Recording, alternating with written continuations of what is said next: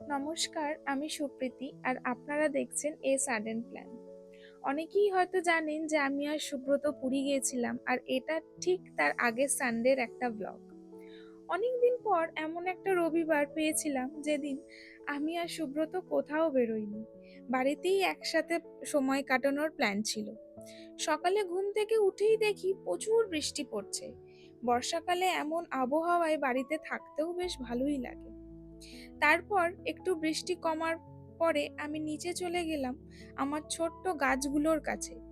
বাড়িতে থাকলে আমি চেষ্টা করি সকালে আর বিকালে অন্তত একবার ওদের দেখতে যেতে, কারণ নিজের হাতে লাগানো গাছগুলো আমার খুবই প্রিয়। এখন তো একে একে ফুলও ফুটছে, সেই ফুলগুলো আমি ঠাকুরকেও দিতে পারি, তাই আরো বেশি ভালো লাগে।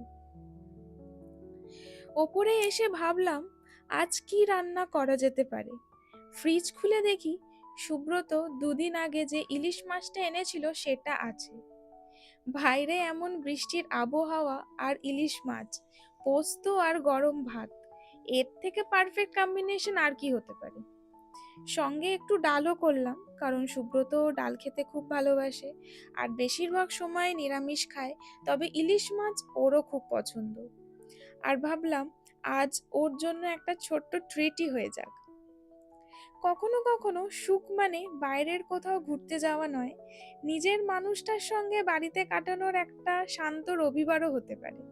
তো চলুন এবার সুব্রতকে খাবারটা পরিবেশন করে দিই আর আমাদের এই শান্ত ঘরোয়া রবিবারটা উপভোগ করি। আজ এইটুকুই, দেখা হবে খুব তাড়াতাড়ি একটা অন্য গল্প নিয়ে।